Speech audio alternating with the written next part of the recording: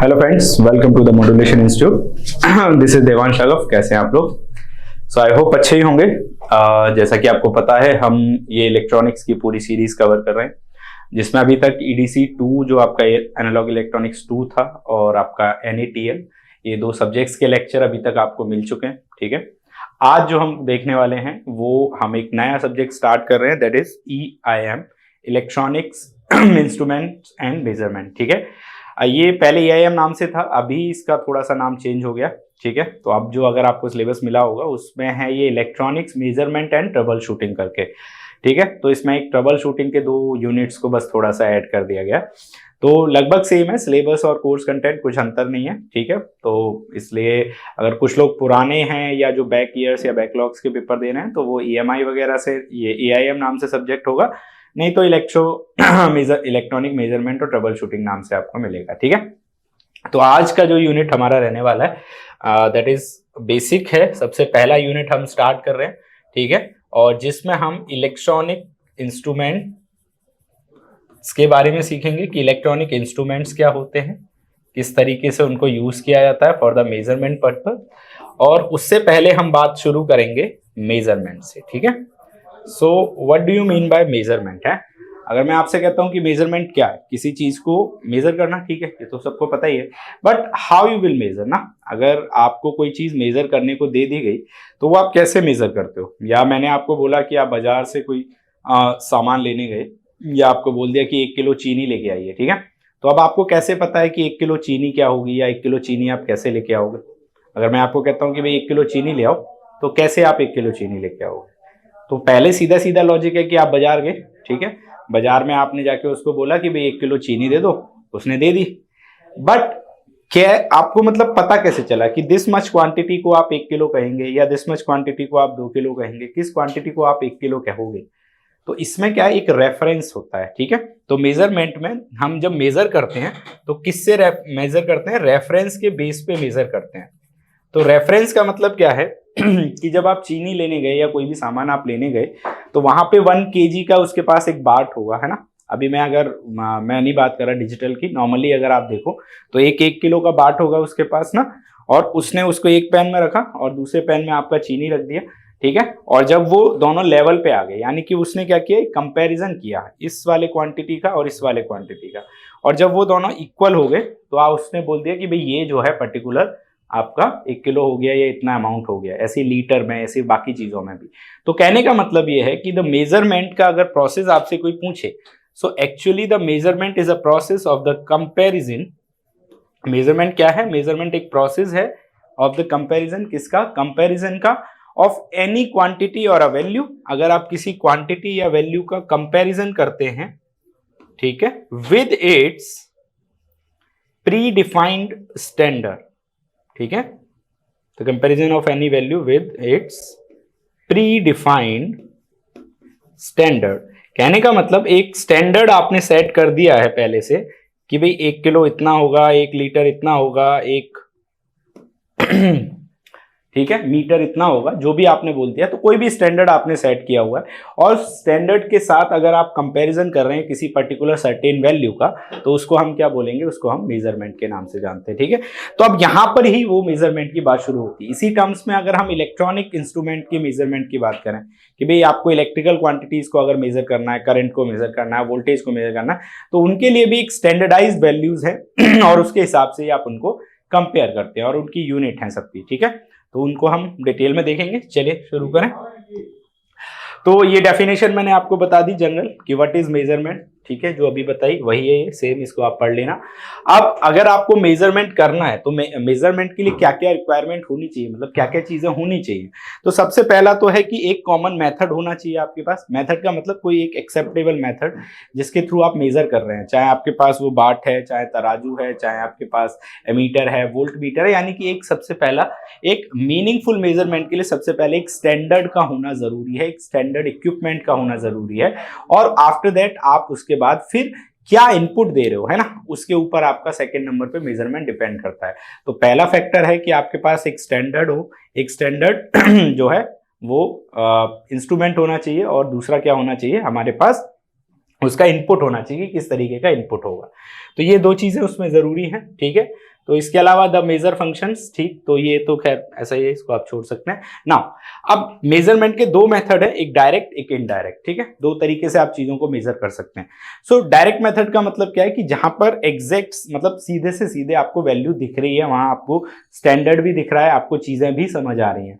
एक indirect method होता है कि जहां पे आपने मेजरिंग वैल्यू कुछ और निकाली है, बट उसके बाद फिर फर्दर कैलकुलेशन से आपको बाकी चीजें समझ में आई, है ना। अब जैसे जितने भी आप ये देखेंगे एमीटर, वोल्ट मीटर वगैरह, इन सब में क्या डिफ्लेक्शंस के बेसिस पे काम होता है। तो एक्चुअल मेजरमेंट में तो डिफ्लेक्शन काम करता है, पर वो डिफ्लेक्शन कितना किस एंगल पे हुआ, उस एंगल के बेसिस पे हम बताते हैं कि इतना एमीटर करंट हो गया, इतना वोल्टेज हो गया। तो वहां पे इनडायरेक्ट मेथड की तरह आप उसको यूज करते हैं, ठीक है। तो इसको डिटेल में अगर आप देखेंगे तो ये दो मेथड है। डायरेक्ट मेथड क्या है, जहां पे अननोन क्वांटिटी को हाँ डायरेक्टली मेजर किया, जैसे मैंने कहा।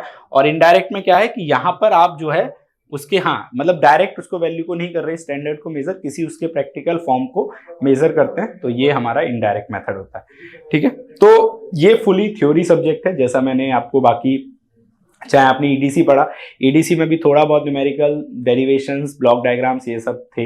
एनएफटीएल एनालिटिकल था, पूरा मैथमेटिकल था। उससे पहले जो AE1 वो भी लगभग थ्योरी था, बट ये कोर थ्योरी है, इसमें कोई डेरिवेशन नहीं आएगी आपको, कोई न्यूमेरिकल नहीं आएगा।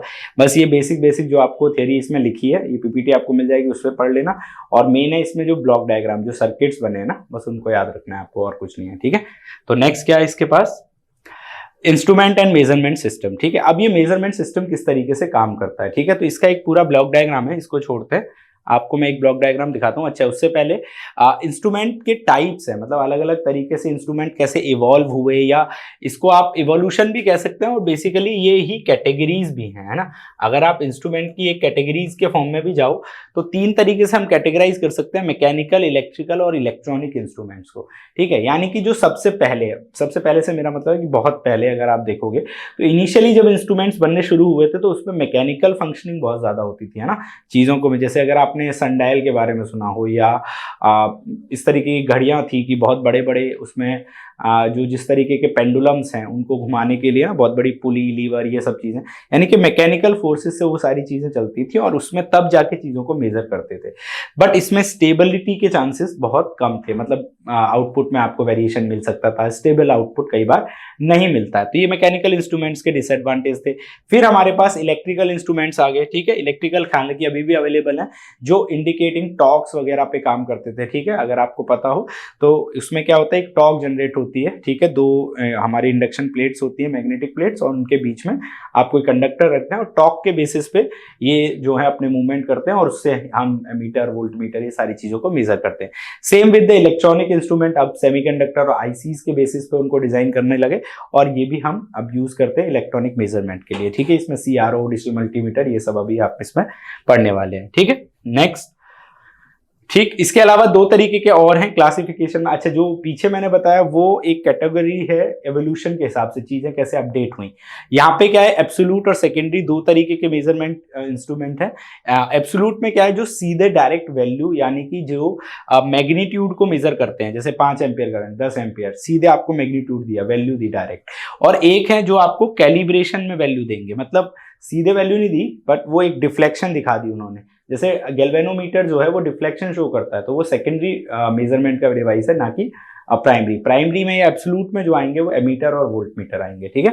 तो इस तरीके से ये दो हैं। नेक्स्ट हमारे पास डिफ्लेक्शन और नल टाइप होते हैं, इसको छोड़ सकते हैं, ये नहीं है, ये बेकार है। इसके बाद हाँ, तीन कैटेगरी में और है, इंडिकेटिंग, रिकॉर्डिंग और कंट्रोलिंग। जैसे मैंने अभी एग्जाम्पल के भी तौर पे बताया, एब्सोल्यूट और सेकेंडरी में भी इंडिकेटिंग इंस्ट्रूमेंट हैं जो एक्चुअल में वैल्यू इंडिकेट करते हैं, मतलब जो एक्चुअल में आपको वैल्यू शो कर रहे हैं। इंडिकेट है ना, इंडिकेट का मतलब बस शो करेंगे और हट जाएंगे। जैसे मल्टीमीटर्स या बाकी सब में क्या होता है, ऐसे जो आपका स्केल है उसके ऊपर ऐसे पॉइंटर जाएगा और शो करा और हट गया, या इस तरीके से मूव। डिजिटल में भी डायरेक्ट वैल्यू देके शो कर देंगे। रिकॉर्डिंग में क्या होता है, इंडिकेटिंग में रिकॉर्ड नहीं करते, यहाँ पे इंडिकेट भी होगा प्लस रिकॉर्ड भी होगा, है ना। इंडिकेट भी होगा और रिकॉर्ड भी होगा, सेव भी करेगा वो। तो जैसे आपका एनर्जी मीटर होता है, एनर्जी मीटर जो घर में बिजली का मीटर होता है, तो उस तरीके से वो क्या इंडिकेटिंग भी है, इंडिकेट भी करता है, प्लस में रिकॉर्डिंग फंक्शन भी करता है, वैल्यू को साथ में वो रिकॉर्ड भी कर रहा है। बट कुछ कंट्रोलिंग होते हैं, कंट्रोलिंग जैसे सीआरओ, फंक्शन जनरेटर, ये क्या है, ये इंडिकेट भी करेंगे, शो भी करेंगे, और इनके थ्रू आप कंट्रोल भी कर सकते हैं, मैनेज भी कर सकते हैं। जैसे फंक्शन जनरेटर हो गया, लॉजिक प्रोब्स हो गया, एनालाइजर्स हो गए, तो ये सब इंस्ट्रूमेंट जो हैं ये वैल्यू भी शो करते हैं, और इनके थ्रू आप उसको कंट्रोल भी कर सकते हैं, ट्रबल शूट भी कर सकते हैं, मैनेज भी कर सकते हैं। तो ये 3 कैटेगरी में हम इनको और देखते हैं। चलिए, इसके बाद अगर आप देखेंगे, हाँ, the elements of measurement system, ठीक है, एक मेजरमेंट सिस्टम के कौन कौन से एलिमेंट्स हो सकते हैं, ठीक है। तो मेनली 3 कैटेगरी में हमने इनको रखा है। फर्स्ट जो है वो है प्राइमरी सेंसिंग, सेकंड है वेरिएबल कन्वर्जन, और थर्ड है data presentation. Primary sensing, variable conversion और डेटा प्रेजेंटेशन, ठीक है। अब इसको इस तरीके से समझिए, जैसे वापस उसी चीनी वाले एग्जांपल पे आप वापस आइए कि अभी आप ना चीनी लेने गए, तो अभी तो मेजरमेंट हुआ था बाट के थ्रू, यानी कि वो आपके पास बट्टा था। अभी मैं आपको बोल रहा हूं कि उसने क्या कर रखा है, उसने एक डिजिटल इंस्ट्रूमेंट लगा रखा है, ठीक है। तो डिजिटल इंस्ट्रूमेंट से मेरा मतलब है कि उसने वेइंग मशीन लगाई है, पर डिजिटल वाली वेइंग मशीन है। तो अब उसको कैसे आप यूज कर सकते हैं डिजिटल वेइंग मशीन को? तो उसमें क्या है कि देखिए, एक पेन होगा, आपको इस तरीके से पेन मिला, उसके ऊपर आपने चीनी, वजन या जो भी कुछ है वो रख दिया। अब वो जो पेन था वो प्रेस हुआ, दबा, तो उसके नीचे एक हमारा प्रेशर गेज कह लो, या एलवीडीटी करके स्ट्रेन गेज, इस तरीके के मल्टीपल ट्रांसड्यूसर आते हैं, तो स्ट्रेन गेज वगैरह लगे होते हैं। तो वो जैसी प्रेशर को, उसके ऊपर प्रेशर पड़ा, प्रेशर उन्होंने देखा, और वो प्रेशर फिर फर्दर कन्वर्ट हो जाएगा आपका किसके अंदर, हाँ, एडीसी के through, analogue to digital converter, digital pulses में, और वो डिजिटल आपको फिर उसकी जो डिस्प्ले होती है उस पर दिख जाता है कि भाई इतना वेट है, इतना ही है। तो वो पूरा का पूरा प्रोसेस में अगर हम देखें तो इस तरीके से वो काम करता है कि पहले एक सेंसिंग एलिमेंट है, first is a primary sensing element which sense the output है। सेंसर्स क्या होते हैं, जैसे हमारे सेंस ऑर्गन्स होते हैं ना, तो we sense the data from these environment, sense organs, आंख, नाक, कान, है ना। So likewise sensors also sense the data from the environment. Sensor भी क्या कर रहे हैं, एनवायरमेंट से डेटा को सेंस कर रहे हैं, ठीक है।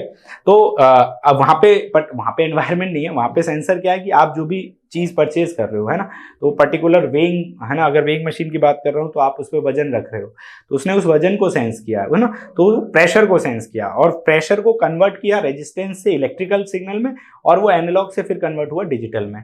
तो वो कन्वर्जन है, variable conversion in the sense कि वो कैसे ए टू डी या डी टू ए जो भी कन्वर्ट करना है वो हो रहा है, और फिर डेटा प्रेजेंटेशन की किस तरीके से वो डेटा शो हो रहा है। तो ये 3 ब्लॉक्स में ये मेजरली काम करता है, ठीक है। तो इसका देखोगे आप तो ये इस तरीके का ब्लॉक डायग्राम होता है ये। तो अगर आता है the block diagram of a measurement system, या block diagram of electronics measurement, या कुछ भी करके आ जाए, तो यही आपको बनाना है। पहला फर्स्ट ब्लॉक है प्राइमरी सेंसिंग, जो मैंने बताया कि यहाँ पे हम सेंसर्स का यूज करते हैं to sense the pressure, data, या जो भी कुछ इनपुट है उसको सेंस करने के लिए।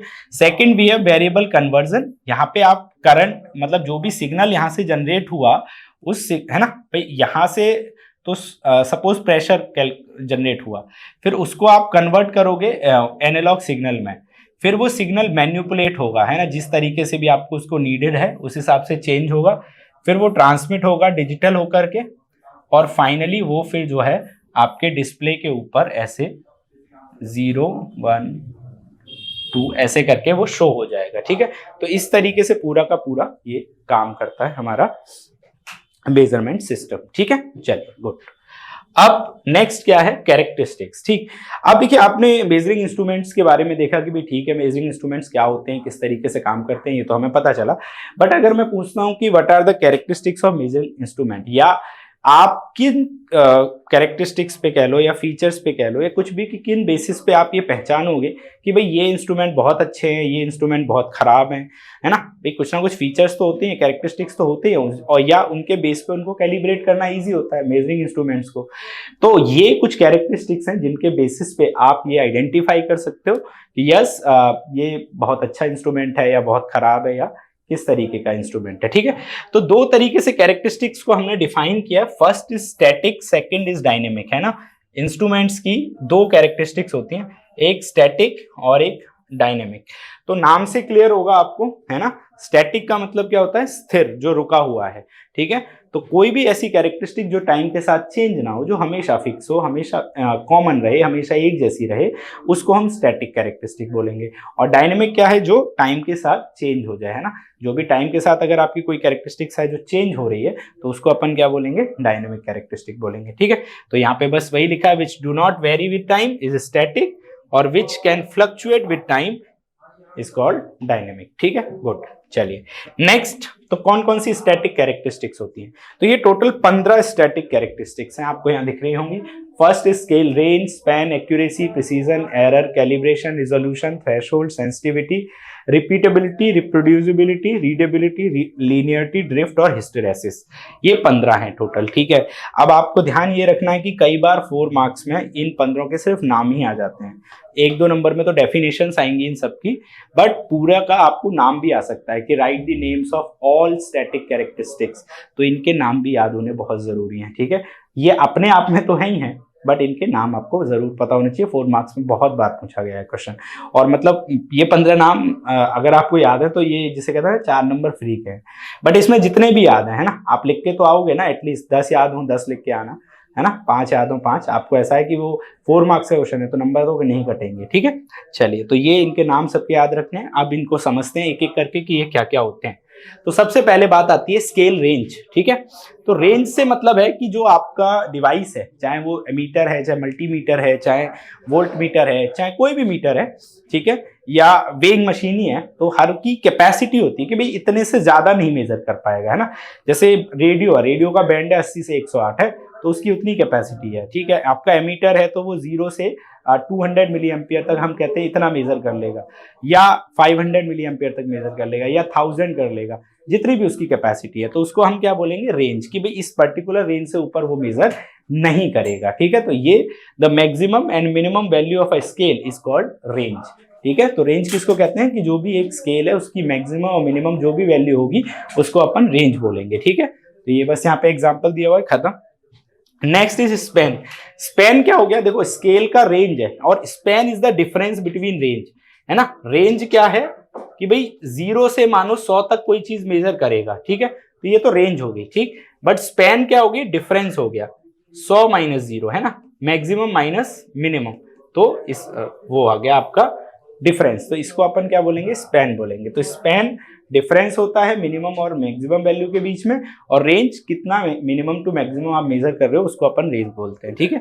थर्ड थिंग आती है हमारी एक्यूरेसी, ठीक है। अब देखो एक्यूरेसी बहुत इंपॉर्टेंट है, 2 मार्क्स में कई बार पूछी गई है, 4 मार्क्स में भी आई है, और कई बार एक्यूरेसी और प्रिसीजन, इसके साथ प्रिसीजन भी आएगा, है ना। कुछ लोग प्रिसाइज बोलते हैं, प्रिसीजन जो भी आप बोलना चाहे, एक्यूरेसी। सो बेसिकली एक्यूरेसी की अगर आप डेफिनेशन सुनोगे तो it is the degree of agreement of the measured dimension with its true magnitude।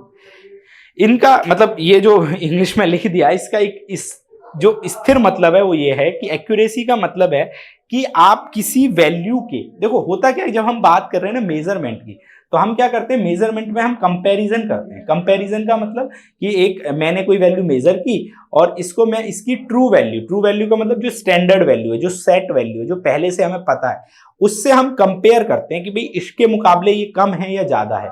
तो यही कंपैरिजन होता है एक्चुअल में मेजरमेंट के अंदर। तो एक्यूरेसी का मतलब है कि आपने कितना एक्यूरेट वैल्यू को मेजर किया with closeness to the true value, है ना, closeness to the true value, कि ट्रू वैल्यू के कितने क्लोज आप पहुंच गए, है ना। तो इसको इस तरह भी लिख सकते हैं, इसकी डेफिनेशन, कि the closeness to the true value, है ना, ट्रू वैल्यू के कितना क्लोज आप पहुंचे, वो भी हमारी एक्यूरेसी होती है ना।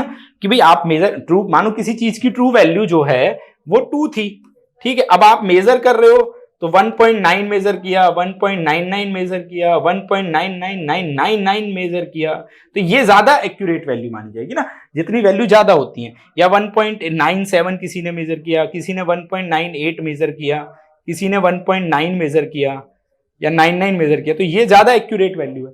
तो एक्यूरेट का मतलब क्या है, the closeness to the true value, true value के कितने क्लोज पहुंचे, है ना। जैसे 2 अगर ये ट्रू है तो इसके कितने क्लोज आप पहुंच रहे हो, तो इसको अपन एक्यूरेसी बोलते हैं। ठीक है, तो ये भी है the maximum amount by which the different, वही कि the maximum amount by which the result differ from the true value, बात वही है। ठीक है, nearness the measured value is called true value expressed in percentage. ठीक है, इसको हम परसेंटेज में लिख सकते हैं, वो अभी आगे हम मैथमेटिकली चीजें देखेंगे तब समझेंगे। तो कई बार एक एक दो दो नंबर में डेफिनेशन आती है कि what is accuracy and precision, इसको प्रिसीजन के साथ समझा जाता है। मतलब अगला जो है प्रिसीजन है ना, ये दोनों एक साथ बोलते हैं, एक्यूरेसी और प्रिसीजन। अब देखो वैसे हिंदी मतलब देखो एक्यूरेसी प्रिसीजन का लगभग एक ही जैसा है कि हाँ जो काम ठीक है, जो काम अच्छा है, बट ऐसा नहीं है। एक्यूरेसी का मतलब कि the closeness to the true value है ना, वो एक्यूरेसी है। But the precision is the repeatability of the any measure value और which is much closer to the true value, कि आपने कोई वैल्यू निकाली और उसको कितना रिपीटिशन मिल रहा है ट्रू वैल्यू की तरफ जाके। जैसे अगर हमने कहा कि सपोज करो कि ट्रू वैल्यू 2 है ना, और आप मेजर करे जा रहे हो बार बार, 1.9 मेजर कर रहे हो, 1.99 मेजर कर रहे हो, 1.98 मेजर कर रहे हो, 1.97 मेजर कर रहे हो। अब इन पूरों में अगर आप देखोगे तो ट्रू, ये तो एक्यूरेट वैल्यू है क्योंकि ये क्लोज है सबसे, इसको अपन एक्यूरेट बोलेंगे 1.99 को, है ना, इसको अपन क्या बोलेंगे, एक्यूरेट वैल्यू, बिकॉज ये ज्यादा क्लोज है तो ये एक्यूरेट है। बट प्रिसाइज क्या है, तो प्रिसाइज जो वैल्यू बार बार रिपीट हो रही है, तो क्या रिपीट हो रहा है इसमें 1.9, तो ये प्रिसाइज वैल्यू कही जाएगी, इसको प्रिसीजन में बोलेंगे हम। प्रिसीजन का मतलब द रिपीटिवनेस है ना, डिग्री ऑफ द रिपीटिवनेस, जो वैल्यू ज्यादा रिपीट हो रही है। इसी तरीके से अगर सपोज करो आपने बनाया 1.9 कहीं मेजर किया, 1.99 मेजर किया, 1.9999 मेजर किया, 1.99999 मेजर किया, तो इसमें ये तो ट्रू मानी जाएगी, पर जो प्रिसाइज है वो क्या है, वो 1.9 ही है क्योंकि वही फैक्टर में ज्यादा रिपीट हो रहा है। ठीक है, तो प्रिसीजन होती है कि ट्रू वैल्यू के क्लोज तो हो पर रिपीटेबिलिटी वाली, जिसको ज्यादा ज्यादा रिपीटिशन मिल गई है ना, पर तो सेम उसमें, तो ये एक अंतर आता है। और बहुत बार डेफिनेशन एक साथ आती है कि the closeness to the true value is called accuracy and the repeatability of that true value of that close value is called precision, preciseness। ठीक है, तो यही है, the preciseness is the repeatability of the measuring process, precision refer to the consistency of the reproducibility, bar bar value का produce होना एक ही जैसी का। तो अगर वो इंस्ट्रूमेंट प्रिसाइज नहीं है ना भाई, कोई देखो इसको इस तरीके भी बोल सकते हो कि भाई एक इंस्ट्रूमेंट है, वो एक बार 9 दे रहा है, एक बार 9.1 दे रहा है, एक 9.3 दे रहा है, 9.5 दे रहा है, तो वो भी प्रिसाइज नहीं बोलेंगे हम, है ना। प्रिसाइज का मतलब होना चाहिए कि बार बार अगर 9.1 तो बहुत ज्यादा बार 9.1 दे, 9.1 दे, बहुत ज्यादा बार, तो इस तरीके से भी होता है। ठीक है, पर इस केस में भी अगर देखेंगे तो इसको एक्यूरेट, उसको प्रिसाइज बोल देंगे। तो प्रिसीजन का ये भी एक मतलब है कि एक्यूरेसी के बहुत ज्यादा क्लोज पहुंचना चाहिए आपका इंस्ट्रूमेंट। ठीक है, तो इसमें बहुत, ये देखो measured value minus true value upon true value, है ना, आपके पास मेजर्ड वैल्यू है, आपने उसमें से ट्रू वैल्यू को घटा दिया, अपॉन में आपने ट्रू वैल्यू को लिख दिया, इनटू 100, ये हमारा परसेंटेज कहलाता है एरर का। इससे हम एरर वैल्यू निकाल सकते हैं कि एरर में कितना परसेंटेज आया है ना हमारे मेजरमेंट में। ठीक है, तो ये फॉर्मूला होता है, आगे हम पढ़ेंगे भी। ठीक है, बट जो मेरा बताने का मतलब है वो ये है कि प्रिसीजन और एक्यूरेसी ये दोनों आपको अच्छे से पढ़ना है और ये बार बार पूछते हैं। ठीक है, चलिए गुड, आई गेस क्लियर हो गया होगा what is accuracy, what is precision. ये दो मतलब बाकी कैरेक्टरिस्टिक्स तो हैं ही, बट उसमें सबसे ज्यादा ये बहुत वाइडली पूछने जाने वाली या बहुत इंपॉर्टेंट जो है वो एक्यूरेसी और प्रिसीजन है। तो इनके सबके पॉइंट्स आपको याद होने चाहिए। चलिए नेक्स्ट, द रिलेशन, वही कॉस्ट बिटवीन एंड एक्यूरेसी। देखो इन्होंने बोल रखा है कि जितना डिवाइस एक्यूरेट होगा उतनी जैसे जैसे इधर देख रहे हो जो कॉस्ट है ना, इधर की तरफ मैक्सिमम है, इधर की तरफ मिनिमम है, तो कॉस्ट जो है वो रिड्यूस होती जाती है इस तरीके से। या ऐसे भी कह सकते हो कि कॉस्ट अगर मैक्सिमम है तो एक्यूरेसी इधर देख रहे हो आप कम, हाँ मतलब इधर मैक्सिमम कॉस्ट है और इधर मैक्सिमम एक्यूरेसी है, एक्यूरेसी इधर मैक्सिमम है और इधर मिनिमम है। तो कॉस्ट अगर कम है तो मिनिमम एक्यूरेसी है, इधर मैक्सिमम है, तो ये चीज।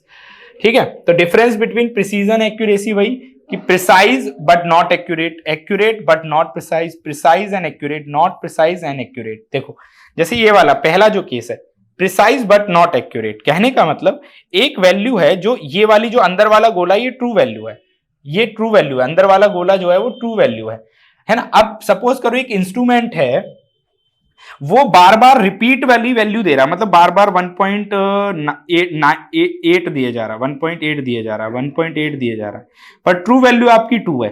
ठीक है, तो ये देखो दे तो रहा है वो, अब वो दे तो प्रिसाइज रहा है, प्रिसाइज का मतलब 1.8, 1.81, 1.88, 1.87 दे हमेशा इसी तरीके की रीडिंग रहा, रिपीटेबिलिटी है, सेम दे रहा है, पर ट्रू वैल्यू के बहुत क्लोज नहीं दे रहा। तो इसका मतलब वो प्रिसाइज है बट एक्यूरेट नहीं है। ठीक है, तो इस तरीके से भी समझ सकते हो। यहां अगले केस में एक्यूरेट है बट नॉट प्रिसाइज। अब यहां देखो, यहां दे तो ट्रू वैल्यू के पास रहा है, पर क्या दे रहा है, एक बार 1.9 दे दी, एक बार 1.97 दे दी, एक बार 1.999 दे दी, एक बार 1.98 दे दी। बेशक प्रिसाइज दे रहा है बट ट्रू वैल्यू के बहुत क्लोज नहीं दे रहा है। ठीक है, यहां पे आइए, यहां 2 है, तो यहां पे क्या है, वो हर बार 2 ही दे रहा है, हर बार 2 ही दे रहा है, प्रिसाइज भी दे रहा है और एक्यूरेट भी दे रहा है। नॉट प्रिसाइज नॉट एक्यूरेट, इस तरीके से ना तो एक्यूरेट दे रहा, ना ही प्रिसाइज दे रहा। तो ये तो 4 कैटेगरी है। तो प्रिसीजन और एक्यूरेसी का भी अपना एक बहुत इंपॉर्टेंट पैरामीटर है,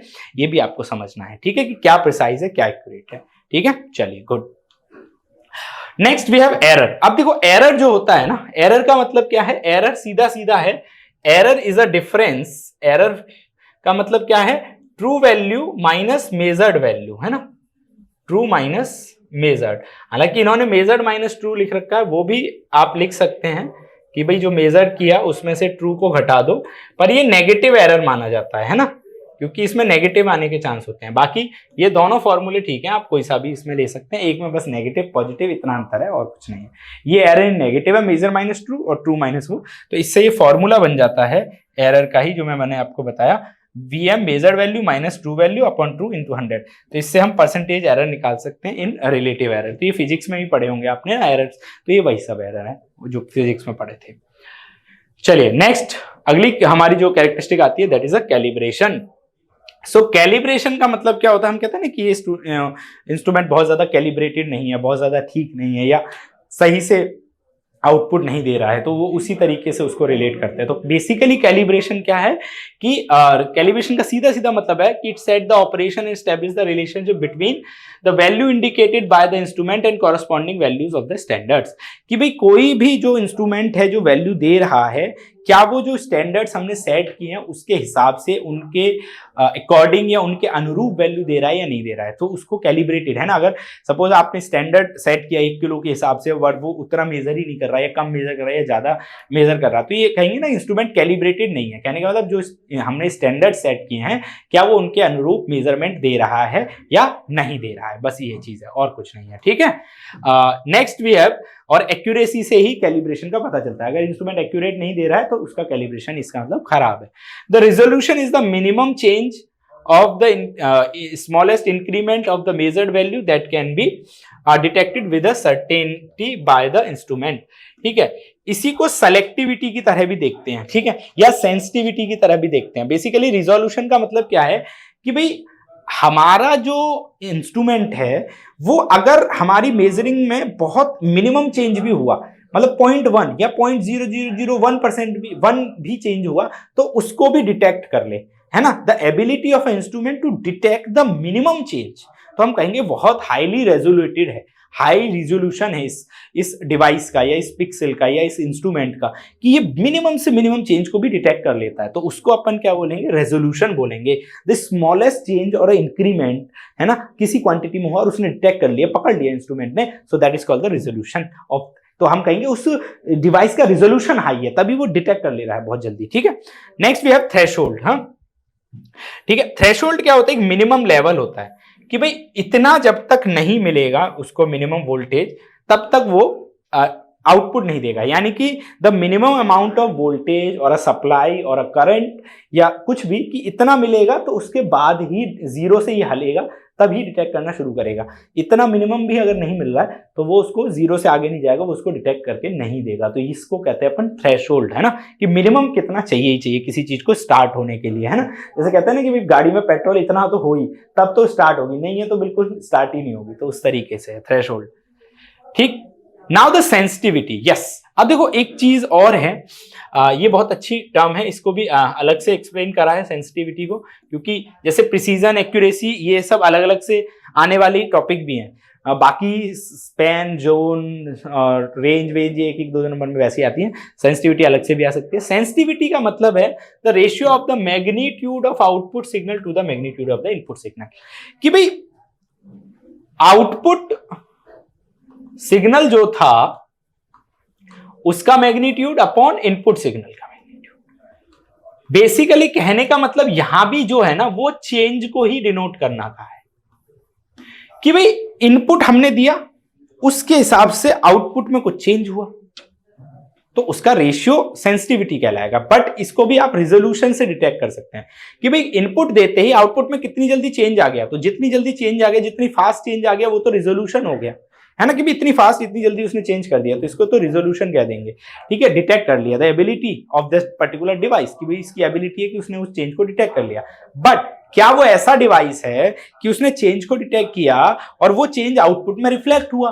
तो the ratio of that output upon input is called sensitivity. या सेंसिटिविटी को ऐसे भी कह सकते हैं कि एक इंस्ट्रूमेंट है, बहुत ज्यादा सेंसिटिव है, जल्दी से ही आउटपुट में चेंज कर देता है जैसे इनपुट में चेंज आए, तो उसको भी सेंसिटिविटी कह सकते हो। ठीक है, तो sensitivity ultimately depending upon the resolution also. ठीक, तो the sensitivity is infinitesimal change in output upon input, है ना। तो यहां जैसे समझाया हुआ है कि भाई ये हमारा मानो S1 सेंसर था, ये पार्ट ए है। अब इसमें कुछ जैसे हमने वजन रखा, वजन रखते ही इसके उसमें चेंज आया पार्ट ए, तो ये अगला चेंज इसको ट्रांसफर कर देगा, ये अगला चेंज इसको ट्रांसफर कर देगा और ये फाइनल आउटपुट में चेंज ट्रांसफर कर देगा। तो कितनी जल्दी वो चेंज हो गया, इसको अपन सेंसिटिविटी कहते हैं। ठीक है, तो जैसे यहां से S1 सेंसिटिविटी थी, तो ये जो K1 हुआ यहाँ पे, वो यहाँ पे S2 गया आउटपुट, तो S2 अपॉन S1 हो गया। यहाँ पे जो K2 हमारा कांस्टेंट सेंसिटिविटी का चेंज हुआ, वो S3 अपॉन S2 हो गया, क्योंकि इसमें इनपुट S2 है, आउटपुट S3 है।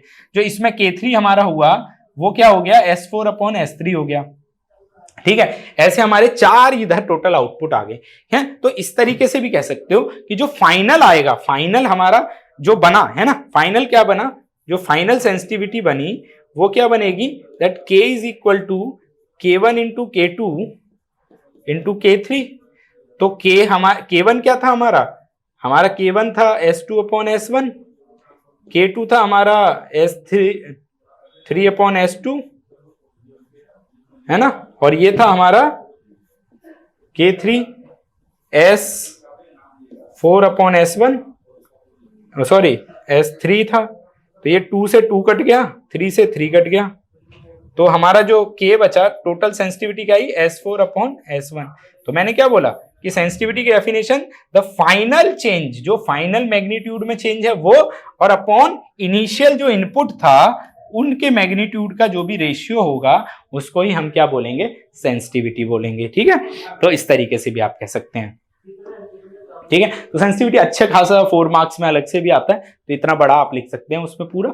ऐसी एक्यूरेसी प्रिसीजन भी 4 मार्क्स में अलग से आ जाता है। तो इस तरीके से पहले डेफिनेशन लिख देना एक्यूरेसी की, प्रिसीजन की 10 में आ जाए तो भी ये फॉर्मूले वगैरह सारे लिख दोगे, ये बना देना, ग्राफ वगैरह ये समझा देना, तो आराम से आपको 10 मार्क्स उसमें भी मिल जाएंगे। ठीक, इनको इसीलिए बड़ा बनाया हुआ है क्योंकि ये कई बार बड़े नंबर पे भी आते हैं, बाकी सब ये छोटे छोटे उसमें आते हैं। रिपीटेबिलिटी, रिपीटेबिलिटी का सीधा सीधा मतलब है, जैसे मैंने बोला प्रिसीजन, प्रिसीजन किस पे डिपेंड करता है, रिपीटेबिलिटी पे, कि कोई वैल्यू बार बार रिपीट हो पा रही है कि नहीं हो पा रही। तो वही चीज है कि the ability of measuring instrument, कि वो एबिलिटी कि वो सेम आउटपुट को बार बार रिपीट कर सके, या सेम रिजल्ट को बार बार रिपीट कर सके। अब मेरा वजन 50 किलो है, तो मैं बार बार 50 उस पे इधर आऊं 50, फिर मैं दोबारा जाऊं फिर 50, तो 50 ही देगा वो हर बार, है ना। जब वो बोर थोड़ी हो जाएगा कि बार बार 50 नहीं दूंगा, बढ़ा देता हूं, ऐसा नहीं है, वो है ना। तो ये एबिलिटी को भी रिपीटेबिलिटी कहते हैं। ठीक है, इसी से क्लोजनेस बनती है।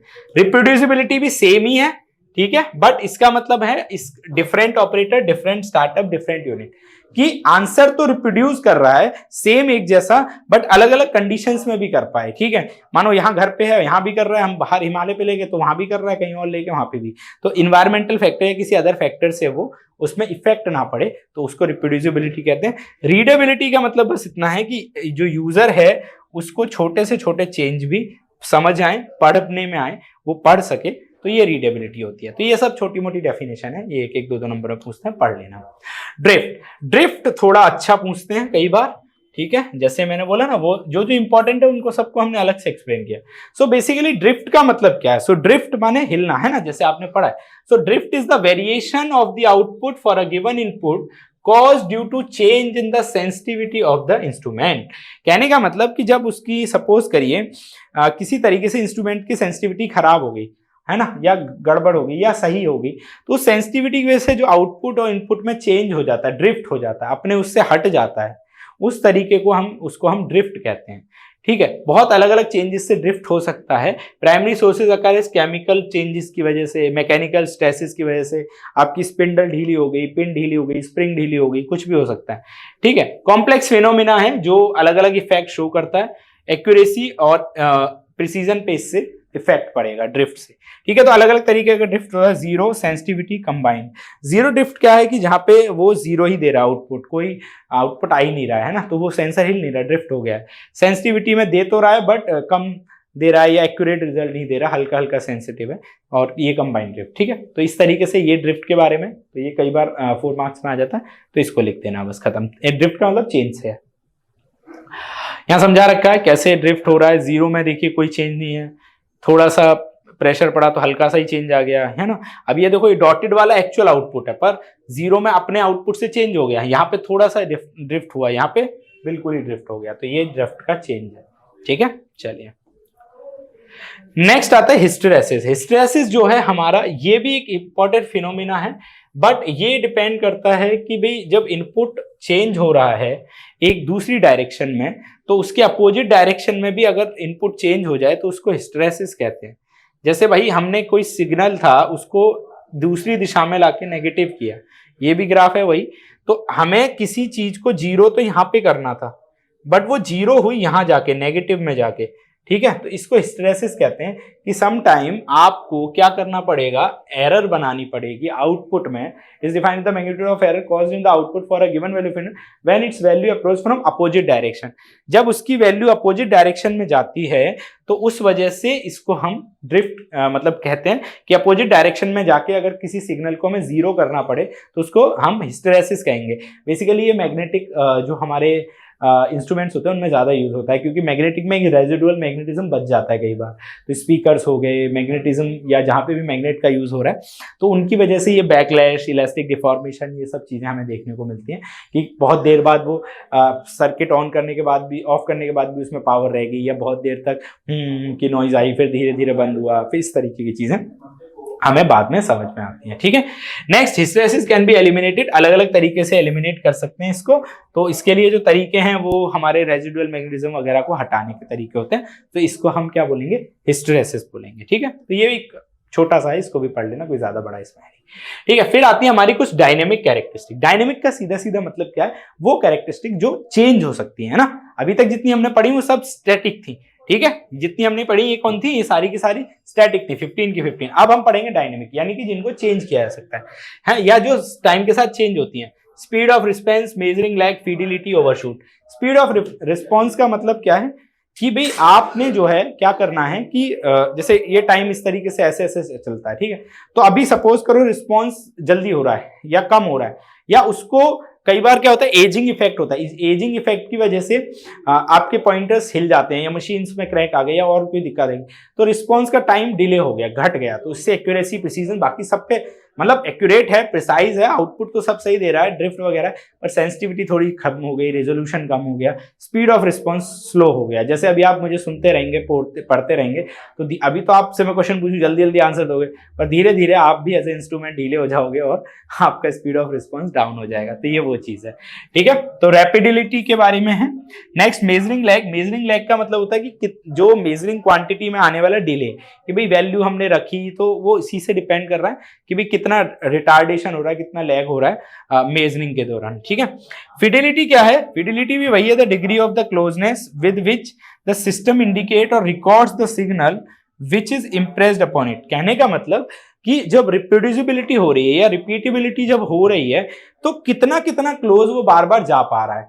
क्या 1.9999 हर बार इतना ही पहुंच रहा है, या कई बार 1.99 पहुंच रहा है, एक बार 1.97 पहुंच रहा है, एक बार 1.96 पहुंच रहा है, ऐसे ना हो हर बार 1.99 इतना ही दे या 2 ही दे एग्जैक्ट। ठीक है, तो उसको भी हम क्या बोलेंगे, फिडेलिटी बोलते हैं। तो ये डेफिनेशंस है, बस पढ़ लेनी है, एक एक 2 नंबर में छोटी छोटी पूछेंगे, कुछ नहीं है।